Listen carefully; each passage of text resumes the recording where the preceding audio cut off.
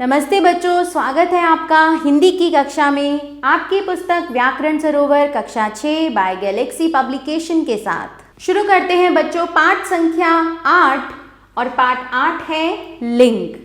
तो लिंग किसे कहते हैं? दुनिया में सभी वस्तुओं व प्राणी लिंग में विभक्त हैं, यानी कि अलग अलग लिंग में बटे हुए हैं। लिंग से वस्तुओं व प्राणियों के नर व मादा होने का बोध होता है। दिए गए वाक्यों को ध्यानपूर्वक पढ़िए। पहले वाक्य में लड़का शब्द दूसरे वाक्य में लड़की शब्द में परिवर्तित हो गया है। ऐसा लिंग परिवर्तन के कारण हुआ, जैसे कि लड़का पढ़ रहा है, लड़की पढ़ रही है। लिंग संस्कृत भाषा का शब्द है जिसका अर्थ होता है चिन्ह या निशान। चिन्ह या निशान किसी संज्ञा का ही होता है। लिंग के भेद। लिंग दो प्रकार के होते हैं, पुल्लिंग, स्त्रीलिंग।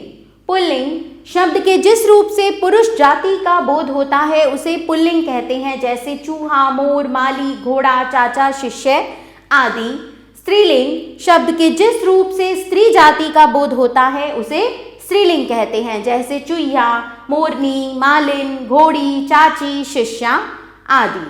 अब हम करते हैं लिंग निर्णय। प्राणीवाचक शब्दों में कुछ शब्द सदैव पुल्लिंग होते हैं। इनमें मादा का लिंग भेद प्राय नहीं किया जाता है, जैसे उल्लू, कौआ, चीता, खटमल, केचुआ, भेड़िया, पक्षी, तोता, चमगादड़, बगुला, तीतर आदि। तो ये सदैव पुल्लिंग होते हैं। प्राणीवाचक शब्दों में कुछ शब्द सदैव स्त्रीलिंग होते हैं। इनमें नर का लिंग भेद प्राय नहीं किया जाता है, जैसे चील, बतख, बटेर, जूं, मक्खी, मछली, गिलहरी, तितली, जोंक, मैना, कोयल, चिड़िया आदि। यदि उपर्युक्त पुल्लिंग और स्त्रीलिंग शब्दों में लिंग भेद करना आवश्यक हो तो इनसे पूर्व नर या मादा का उल्लेख करते हैं, जैसे नर कोयल, नर चील, नर गिलहरी, मादा कौआ, मादा चीता, मादा भेड़िया, नर मछली, मादा खटमल आदि। संज्ञा शब्दों के लिंग का निर्णय निम्नलिखित दो आधारों पर किया गया है, रूप की दृष्टि से और अर्थ की दृष्टि से। पुल्लिंग संज्ञाएं देखेंगे। रूप की दृष्टि से पुल्लिंग शब्दों की पहचान इस प्रकार है। संस्कृत के वे शब्द जिनके अंत में त्र प्रत्यय होता है, जैसे शास्त्र, पुत्र, चरित्र, नेत्र, पात्र, अस्त्र, शस्त्र आदि। संस्कृत के वे शब्द जिनके अंत में अन होता है, जैसे साधन, मोहन, कथन, गमन आदि। संस्कृत के वे शब्द जिनके अंत में ख या ज होता है, जैसे दुख, सुख, जनज, नीरज, सरोज, मलयज, मुख, लेख, नख, वनज आदि। संस्कृत की जिन संज्ञाओं के अंत में न होता है, जैसे नयन, शयन, स्वप्न, यत्न, प्रश्न, दलन आदि। संस्कृत की वे संज्ञाएं जिनके अंत में त होता है, जैसे गणित, स्वागत, अभ्यागत, गीत, शीत, चरित्र, संगीत आदि। संस्कृत की वे संज्ञाएं जिनके अंत में त्व होता है, जैसे महत्व, गुरुत्व, नारीत्व, स्त्रीत्व, अपनत्व, कृतेत्व, सतीत्व, मनुष्यत्व आदि। और संस्कृत की वे संज्ञाएं जिनके अंत में य होता है, जैसे कार्य, धैर्य, सौंदर्य, माधुर्य, कृत्य, भृत्य आदि। और हिंदी की वे संज्ञाएं जिनके अंत में आ है, जैसे कपड़ा, चमड़ा, घड़ा, गन्ना, चना, गमला, माथा आदि। और हिंदी के वे शब्द जिनके अंत में वाला आता है, जैसे कपड़े वाला, तेल वाला, तांगे वाला, फेरी वाला आदि। और हिंदी के वे शब्द जिनके अंत में पन आता है, जैसे लड़कपन, बचपन, छिछोरापन आदि। जिन शब्दों के अंत में खाना आता है, जैसे कैद खाना, डाक खाना, बैल खाना, मुसाफिर खाना आदि। जिन शब्दों के अंत में दान होता है, जैसे फूलदान, पीकदान, कमलदान, इत्रदान, गुलाबदान आदि। और जिन शब्दों के अंत में आव या आवा आता है, जैसे छिपाव, दुराव, लगाव, भुलावा, चढ़ावा, पहनावा आदि। अब देखेंगे हम स्त्रीलिंग संज्ञाएं। रूप की दृष्टि से स्त्रीलिंग संज्ञाओं की पहचान इस प्रकार है। संस्कृत की वे संज्ञाएं जिनके अंत में ष्टि होता है, जैसे सृष्टि, वृष्टि, दृष्टि आदि। संस्कृत की वे संज्ञाएं जिनके अंत में ता होता है, जैसे एकता, समता, दरिद्रता, भावुकता, कमनीयता, श्रेष्ठता आदि। संस्कृत की वे संज्ञाएं जिनके अंत में ती होता है, जैसे जागृति, तृप्ति, दीप्ति, जाति, प्रीति, शक्ति, भक्ति आदि। और संस्कृत की वे संज्ञाएं जिनके अंत में नी होता है, जैसे ग्लानि, हानि, अग्नि आदि। संस्कृत की संज्ञाएं जिनके अंत में ई अथवा ई होता है, जैसे कृषि, विधि, प्रगति, विभावरी, शर्वरी आदि। संस्कृत की वे संज्ञाएं जिनके अंत में अना होता है, जैसे सांत्वना, प्रवंचना, भावना, साधना, कल्पना आदि। हिंदी की वे संज्ञाएं जिनके अंत में आई होता है, जैसे ऊंचाई, लंबाई, गहराई, सिलाई, लिखाई, चढ़ाई आदि। और हिंदी की वे संज्ञाएं जिनके अंत में ख होता है, जैसे आंख, कांख, राख, भूख, परख, साख आदि, किंतु ईख, रूख इसका अपवाद है। हिंदी की वे भाववाचक संज्ञाएं जिनके अंत में ट, वट, हट आदि आते हैं, जैसे चिल्लाहट, सजावट, झंझट, रपट, मिलावट, घबराहट, बनावट आदि, किंतु कपट इसका अपवाद है।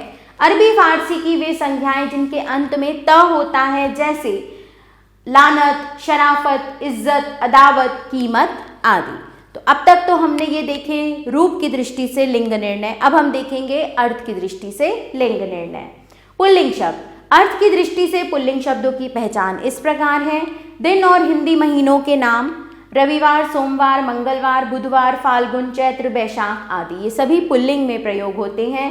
ग्रहों के नाम बुध, शुक्र, शनि, बृहस्पति, चंद्रमा, किंतु पृथ्वी इसका अपवाद है। सागरों तथा महासागरों के नाम अरब सागर, लाल सागर, हिंद महासागर, प्रशांत महासागर आदि। पहाड़ों के नाम हिमालय, विंध्याचल, नीलगिरी, आल्प्स आदि। देशों के नाम Bharat, Burma, Nepal, America, England, चीन, फ्रांस आदि। महाद्वीपों के नाम Europe, Asia, America, Africa, Australia आदि। धातुओं के नाम सोना, तांबा, पीतल, लोहा आदि, किंतु चांदी इसका अपवाद है।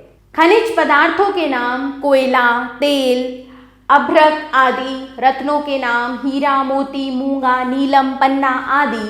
वृक्षों के नाम आम, अमरूद, आड़ू, संतरा, नींबू आदि, किंतु इमली और मौलसिरी इसके अपवाद हैं। अनाजों के नाम गेहूं, जौ, बाजरा, चना, चावल, धान आदि, किंतु मक्का इसका अपवाद है। भोज्य पदार्थों के नाम लड्डू, हलवा, रायता, डोसा, छोले, अचार, पेड़ा, रसगुल्ला, समोसा आदि, किंतु कचौड़ी, पूरी, पकौड़ी, खीर, कड़ी, चटनी, इडली, रोटी, जलेबी, तरकारी, मिठाई आदि इसके अपवाद हैं। स्त्रीलिंग शब्द देखेंगे अर्थ की दृष्टि से। स्त्रीलिंग संज्ञा शब्दों की पहचान इस प्रकार है। नदियों के नाम गंगा, यमुना, कृष्णा, ब्रह्मपुत्र, कावेरी, नर्मदा, तुंगभद्र, घाघरा आदि। झीलों के नाम डल, वूलर, चिल्का, सांभर आदि। नक्षत्रों के नाम चित्रा, भद्रा, आद्री, रोहिणी आदि। तिथियों के नाम प्रथमा, द्वितीया, तृतीया, अमावस्या, पूर्णिमा आदि। भाषाओं के नाम हिंदी, अंग्रेजी, संस्कृत, उर्दू, अरबी, फारसी, चीनी, रूसी, पुर्तगाली, स्पेनिश आदि। खेलों के नाम कबड्डी, कुश्ती, दौड़, तैराकी, वॉलीबॉल, क्रिकेट, हॉकी, टेनिस आदि। अब हम देखेंगे बच्चों पुल्लिंग से स्त्रीलिंग बनाने के नियम। तो अ से समाप्त होने वाले पुल्लिंग शब्दों में आ लगाकर हम बनाते हैं, जैसे छात्र, छात्रा, पूज्य, पूजनीया, सुत, सुता। शेष आप स्वयं पढ़ेंगे। शब्द के अंत में आने वाले अक के स्थान पर इका करके, जैसे गायक, गायिका, लेखक, लेखिका, शिक्षक, शिक्षिका। शेष आप बच्चों स्वयं अध्ययन करेंगे। फिर शब्द के अंतिम अ या आ को ई में बदलकर, जैसे बेटा, बेटी, नाना, नानी, साला, साली। शेष का अध्ययन आप स्वयं करें। अंतिम आ के स्थान पर इया लगाकर, जैसे कुत्ता, कुतिया, लोटा, लुटिया, बेटा, बिटिया, बूढ़ा, बुढ़िया। कुछ शब्दों के अंत में इन लगाकर तेली, तेलिन, लुहार, लुहारिन, ग्वाला, ग्वालिन। अन्य शब्दों का अध्ययन आप स्वयं करें।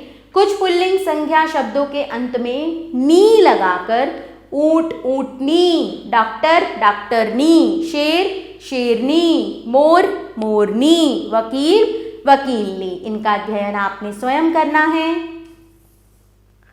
कुछ पुल्लिंग शब्दों के अंतिम ई के स्थान पर इनी लगाकर, जैसे तपस्वी, तपस्विनी, हाथी, हथिनी, मानी, मानिनी, स्वामी, स्वामिनी। इन शेष का आप अध्ययन स्वयं करेंगे। यदि पुल्लिंग शब्द के अंत में मान अथवा वान आया हो तो स्त्रीलिंग बनाने के लिए इन्हें क्रमशः मति और वति में बदल जाते हैं। जैसे कि गुणवान गुणवती, श्रीमान श्रीमती, रूपवान रूपवती, बलवान बलवती, बुद्धिमान बुद्धिमती, भगवान भगवती। पुल्लिंग शब्द के अंत में ता को त्री में बदलकर, जैसे निर्माता निर्मात्री, अभिनेता अभिनेत्री, कर्ता कर्त्री, भर्ता भर्त्री, दाता दात्री, नेता नेत्री। कुछ पुल्लिंग शब्दों में आनी जोड़कर इंद्र इंद्राणी, जेठ जेठानी, सेठ सेठानी, देवर देवरानी। यहाँ इन शेष का अध्ययन आप स्वयं करेंगे।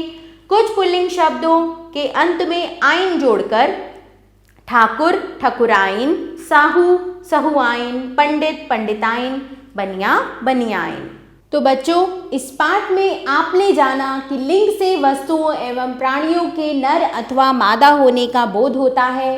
लिंग दो प्रकार के पुल्लिंग स्त्रीलिंग होते हैं और नदियों पुस्तकों व समूहवाचक संज्ञाओं के नाम सदैव स्त्रीलिंग होते हैं। भारी वस्तुओं देशों पहाड़ों व महासागरों के नाम पुल्लिंग होते हैं। अब करते हैं बच्चों पाठ का अभ्यास कार्य। बहुविकल्पीय प्रश्न, सही विकल्प पर सही का चिन्ह लगाइए। शब्द के जिस रूप से स्त्री व पुरुष जाति का पता चलता है उसे लिंग कहते हैं। लिंग के कितने भेद होते हैं? 2। संख्या शब्दों के लिंग का निर्णय कितने आधारों पर किया जाता है? 2 आधारों पर। रिक्त स्थान भरिए। शब्द के जिस रूप से पुरुष जाति का बोध होता है उसे पुल्लिंग कहते हैं। शब्द के जिस रूप से स्त्री जाति का बोध होता है उसे स्त्रीलिंग कहते हैं। महाद्वीपों के नाम पुल्लिंग होते हैं। नक्षत्रों के नाम स्त्रीलिंग होते हैं। सही वाक्यों के सामने सही, गलत के सामने गलत का चिन्ह लगाइए। ग्रहों के नाम पुल्लिंग होते हैं, सही। झीलों के नाम स्त्रीलिंग शब्द नहीं है, गलत। संस्कृत के वे शब्द जिनके अंत में त प्रत्यय होता है वे पुल्लिंग होते हैं, सही। भाषाओं के नाम स्त्रीलिंग शब्द हैं, सही। सही मिलान कीजिए। अध्यापक अध्यापिका, विदुर विधवा, पुरुष स्त्री, एकांकी एकांकिनी, बुद्धिमान बुद्धिमती। सही जोड़े बनाकर लिखिए। तो बच्चों यहाँ पर आपको पुल्लिंग शब्द दिए गए हैं, यहाँ स्त्रीलिंग। आपको इनके सही जोड़े बनाने हैं। 2 मैंने आपके लिए बनाए हैं, भाई और बहन। इसी तरह से बूढ़ा और बुढ़िया। इसी तरह से बाकी जोड़े आप स्वयं बनाएंगे। दिए गए शब्दों के सामने उनके लिंग लिखिए। खरगोश पुल्लिंग, झोपड़ी स्त्रीलिंग, पंडिताइन ये स्त्रीलिंग है। अब आपने बाकी के शब्दों के सामने उनके लिंग स्वयं लिखने हैं। रंगीन शब्दों के लिंग बदलकर वाक्यों को पुनः लिखिए। ससुर ने वधू को आशीर्वाद दिया, तो यहाँ पर हम लिंग बदलेंगे। सास ने वधू को आशीर्वाद दिया। कवि ने सभा में कविता सुनाई, कवयित्री ने सभा में कविता सुनाई। इन तीनों वाक्यों के लिंग बदलकर आप इन्हें पुनः स्वयं लिखेंगे। निम्नलिखित शब्दों का वाक्य में इस प्रकार प्रयोग कीजिए कि उनका अर्थ स्पष्ट हो जाए। केला, बंदर केला खा रहा था। इसी प्रकार बच्चों आप कहानी, खिचड़ी, अखबार, निबंध इन शब्दों का भी वाक्यों में प्रयोग करेंगे ताकि उनका अर्थ स्पष्ट हो जाए। कहानी, दादी जी कहानी सुना रही थी। निम्नलिखित प्रश्नों के उत्तर दीजिए। लिंग किसे कहते हैं, इसके भेद भी स्पष्ट कीजिए। संज्ञा शब्दों के लिंग का निर्माण किन आधारों पर किया जाता है और सप्ताह के दिनों के नाम कौन सा लिंग होता है। हिंदी के जिन शब्दों के अंत में पन आता है वे किस लिंग के अंतर्गत आते हैं और लिंग परिवर्तन के 4 नियम उदाहरण सहित समझाइए। तो बच्चों इन सभी प्रश्नों के उत्तर आप पाठ के आधार पर स्वयं देंगे। आपके लिए आगे क्रियात्मक कार्य है कि अपनी अभ्यास पुस्तिका में 5 पुल्लिंग व 5 स्त्रीलिंग शब्द लिखिए। तो इसी के साथ बच्चों यह पाठ यहाँ समाप्त होता है। मैं आशा करती हूँ कि आपको यह अच्छे से समझ में आ गया होगा। आभार बच्चों, मिलते हैं नए पाठ के साथ।